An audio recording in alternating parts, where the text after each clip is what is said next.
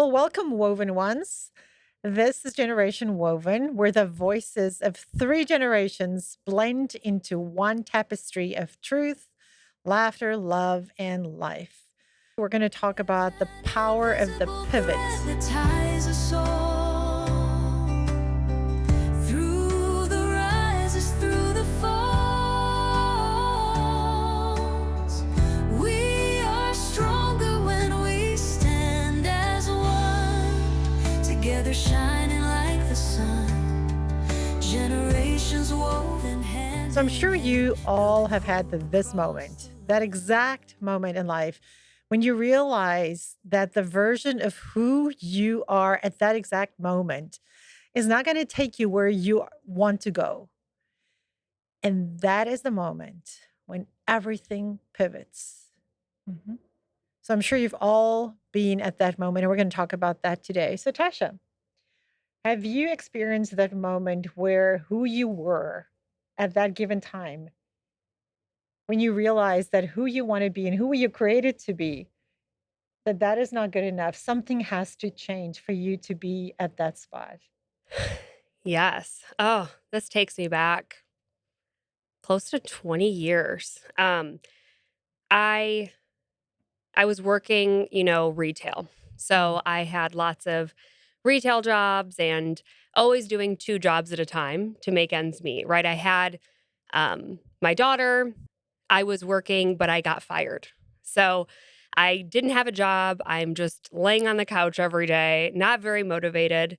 And I got to the point where I was ready for something. mm, And I was like, I can't do this. I was depressed. Everything was not where it should be, right? I was ignoring just basic human things. I wasn't talking to people. I wasn't taking care of myself. And I decided like I needed to do something. So I went back to school. And I went back to school to get my medical assistant, which ultimately was the pivotal moment for me to change the entire trajectory of my life. And it was such a great opportunity to get into the medical field and to start learning and being around people and like just changing everything. So I slowly went from being, dependent on others because I couldn't even afford groceries, right? So I was getting benefits and different things and having to, go through all of that, but getting to the point where I was, what I would say at the time free, right? I was yeah. free to kind of, continue growing and achieving and feeling so much better about myself. Mhm. So really, I would say that was the first time in my life that I can remember, right, as an adult, having that huge change in myself, and it brought a lot of good. How'd that make you feel? Successful, right? So I going back to kind of a title, I actually felt like I was doing something, right? Mhm. Yes, I had children but it made me feel like I was actually giving to them like I should Mhm. be, right? I was uh I don't know. It made me feel good, right? It made me feel good to do things on my own. It made me feel good to have that independence and to start showing my kids, what I should be showing them, right? Mhm. And having that pride. So, Good for you. Yeah, I yeah. bet Yeah. that felt good. Yeah. And they're always watching. In a way, I think we give them permission to, I'm going to say, screw up, but to get to a point where we go, it's no longer working for me where I am right now. And then giving yourself the grace to say, okay, well, what do I want now? Mhm. And for them to witness that gives them the okay to do the same. Because many times we go on this trajectory where we just do what we do. I feel like in corporate, I've done that for such a long time. But my happiest moments have always been where I was a business entrepreneur and I had my own business. Because there's a creativeness that, and don't make a mistake, I have loved and I still do love my corporate seasons, and I'm in one right now.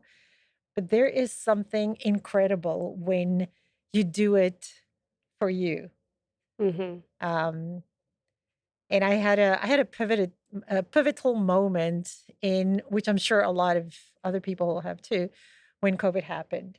Um, I love the consultancy um, business just because you can go and you can experience and you can see and you can Mhm. take from that, but there's no boundaries around you're an employee, and I really like that. So after COVID happened, I decided to become a coach, and I did the trainings with Tony Robbins and Dean Graziosi, and it was such a freeing and a different way of doing something that I don't think I would have otherwise done. But I think sometimes you need to get to a point where you almost have no other choice. Mhm. Like the Mhm. path before you is not the path that was behind you. You don't have that luxury anymore. And that's when the creativity can take over and you can do new things and give yourself the okay to do that. So I love coaching. My heart's desire has always been to help women who are stuck. And I can only Mhm. say that because I've been stuck so many times. And us, Oh, no, that doesn't Oh, apply. us not me. older people, we need to find a way out of that. And that's always been my goal to help people. And in that coaching year, I found the most incredible, powerful women that got stuck somehow. And when you ask the really tough questions, we start taking the layers away of how did I get here? And is it okay for me to stay here? And one or two questions like that, well, I get goosebumps when typically you get a picture of yourself where you were at your best and you just go back to that moment where you were that shining best of yourself. And you look at that and go, no, no, no, no, no, no, no, no. This is not okay. This is no longer okay. I want that picture back. Mm. And that's when you pivot. Mhm. So I like the fact that pivoting doesn't mean you're starting over all the way from scratch. It means where you were before, you're going from that point forward. It's not starting over, it's starting from where you are today. Great point. Yes. Great So, point. And that just made me think of something. So part of my, pivot at one point, not necessarily that story, but was I went to a leadership conference. At the leadership conference, one of the speakers, Nick Kittle, he was talking about how he changed after he died. hmm, And I hmm, immediately connected with that, and I was like, I don't want to die first.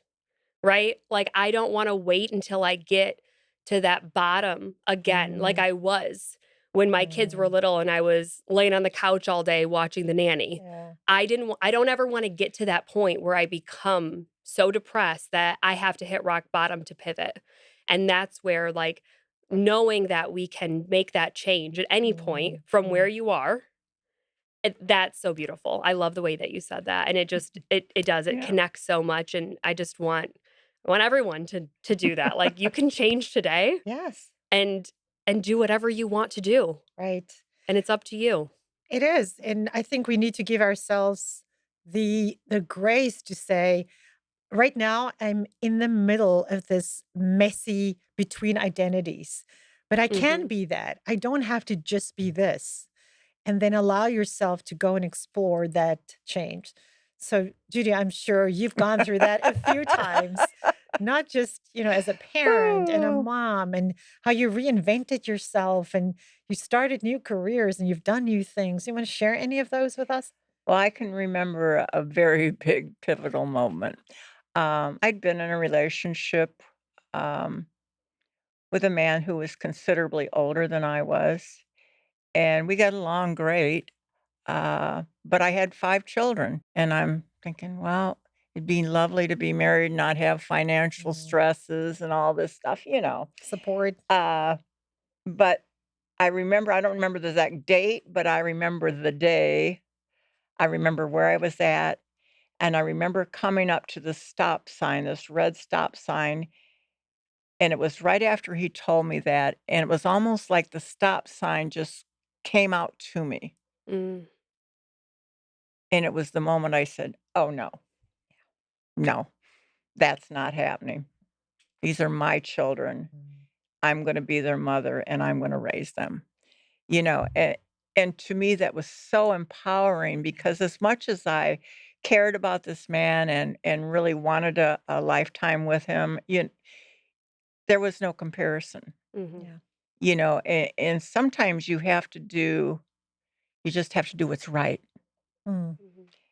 And, it wasn't about me at that particular moment. It was about the whole picture, me, my children, our future. And it was a great pivotal moment. It was a growing moment Mm. and it was an empowering moment. Oh, So, wow. What happened next? well, that's why we're not together. That's exactly what I It was just thinking didn't happened. work out, Okay. It just didn't work out, and not saying we aren't, we've never had any difference, Yeah. it just wasn't Yeah. meant to be. And sometimes that's how things can end. They can Yeah, end Mhm. amicably and respectfully, and two people yeah. can part ways, right? And I don't know if you guys have ever heard this, but people come into our lives for a reason, for a Season. season, or for a lifetime. Mm. And I think that's so true, Mhm.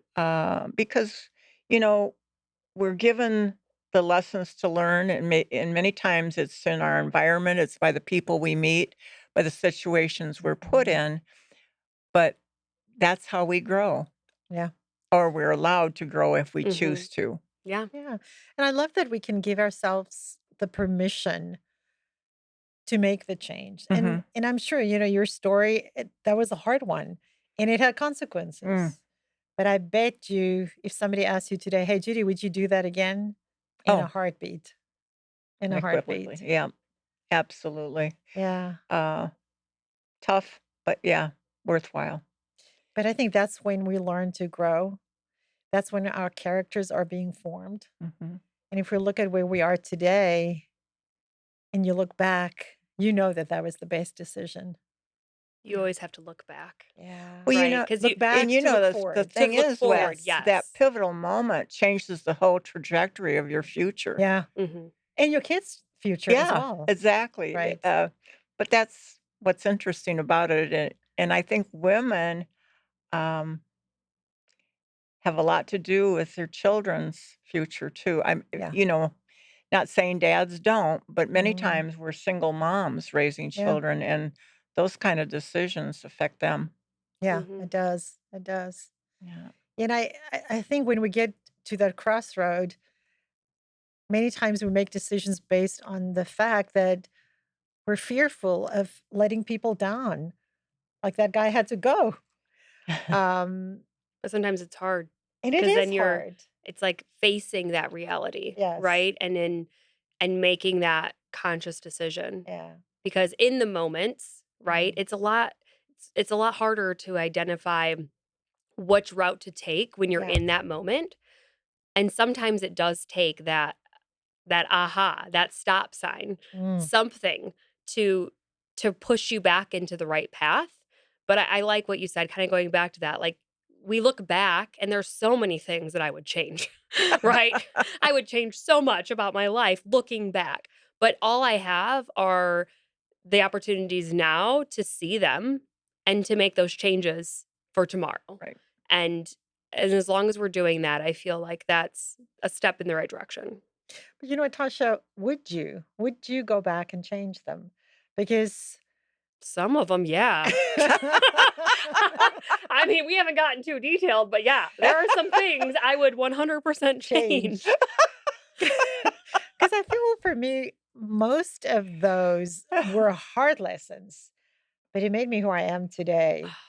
I definitely have to agree. There are Yeah. a few that I would go, oh, yeah, no, no, I don't wanna do that again. no. But But I most of them, I'm like, it was hard, but it was worth it. yeah, no, there's many I would keep. I Yeah. mean, of course, but Yeah. Well, you guys, definitely a few I would pick out. hindsight's 2020. Yeah. Let's face it. Always. Always. Yeah. It's amazing how we can reinvent ourselves. Who you are today is not who you're going to be next year. No. If you allow yourself to grow, if you have some really good friends in your life that can give you real Mhm. good, honest feedback, And I encourage get those truth There's a tellers. quote, and I'm thinking it's Oprah, but I'm not sure. It goes something about surround yourself with only people that will lift you higher. I like that. And it's so true. I'm not sure. Don't quote me on that, but I think it was her that said that, and it made sense to me. Mhm. Mm, Um, because if you surround yourself with people that are bringing you down. Yeah. uplifting and Mm, positive, and that, guess what? yeah. You're going to go in that Yeah. direction. Yeah. That And all if you're aids to around your pivot. somebody that's just drama and down and, golly, it just saturates you with that Mm, negativity. It's like, Mhm. no. So choose to, have people in your life that will lift you higher. Yeah. that's right. People that want the best for you, Yeah, Right. that right? loves you. I mean, that's part of it too, Yeah. is we sometimes we don't know what we need. Yeah. And sometimes we need those people that can um, give us the tough love that you've given me at times. But, sometimes that's necessary, right? Yeah. I Yes. don't look at it as the negative. I look at it as maybe that's what I need. I don't Yeah. always look at it like that. It might take me Yeah. a few days to be like, Yeah. okay, she had a point.